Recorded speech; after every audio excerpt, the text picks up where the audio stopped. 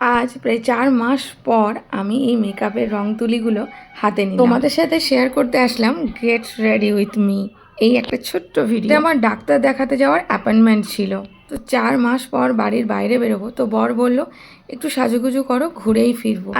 Doctor দেখিয়ে একটু dinner ডেটে যাব। তো যেই বলা সেই কাজ, ভাবলাম একটু সাজুগুজু করেই নি। এমনিতেই সাজুগুজু করতে কিন্তু আমার ভীষণ ভালো লাগে, মেকআপ ভীষণ ভালোবাসি। কিন্তু হেলথ কন্ডিশনের জন্য বিগত 4-5 মাস আমি এই মেকআপের কোনো রং তুলি আমার স্কিনে লাগাই। আজ ভাবলাম না একটু সেজেই যায়, তাই জন্যই আর কি এই মেকআপ করা তোমাদের সাথে। আমি হালকা মেকআপ করেছি দেখো, কারণ কি বিয়ে বাড়ি তো যাচ্ছি না, যাচ্ছি ডাক্তার দেখাবো প্লাস একটু ঘুরতে যাব বরের সাথে, ওই জন্যই দেখো একেবারে লাইট একটা মেকআপ করছি।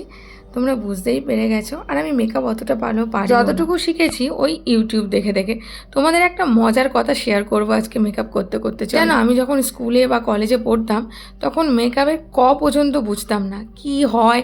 লোকে এত সুন্দর করে সেজে থাকতো, দেখে কিন্তু আমার প্রচণ্ড লোভ লাগতো। আমারও ইচ্ছা যেত আমি যদি এত সুন্দর করে একটু সাজতে পারতাম। কিন্তু দুঃখের বিষয়, মেকআপ যে কি দিয়ে করতে হয় সেগুলো পর্যন্ত আমি জানতাম না।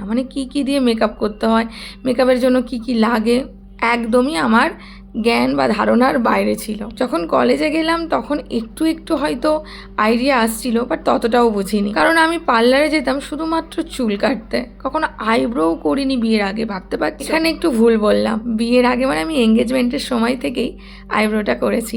আর মেকআপের বুঝতে শিখেছি ঠিক এঙ্গেজমেন্টের 1 মাস আগে থেকে। বলতে পারো পার্লারের ওই দিদিটাকে তখন জিজ্ঞাসা করতাম কিভাবে কি করে, কি কি লাগে।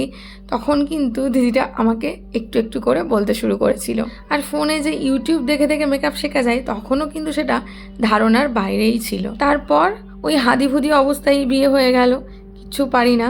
বিয়ে হয়ে যখন শ্বশুরবাড়ি আসলাম, এখানকার মানুষজনদের দেখে তো আরোই অবাক। না, আমাকে মেকআপ একটু হলেও শিখতে হবে। যতটুকু যা শিখেছি ওই নিজের আগ্রহতেই শিখেছি, কেউ হাতে ধরে কখনো শেখাই। তোমরা হয়তো আমার মেকআপ দেখে হাসবে যে এটাকে আবার মেকআপ করা বলে। হ্যাঁ, আমি এইরকম হালকা মেকআপই পছন্দ করি। খুব ডিপলি মেকআপ যখন বিয়ে বাড়ি যায় বা কোনো অনুষ্ঠান বাড়ি যায় তখনই সেটা প্রেফার করি। তো এই সাদামাটা মেকআপ করতে আমার তো ভীষণ ভালো লাগে, নিজেকে সাজিয়ে তুলতে আরও বেশি ভালো লাগে।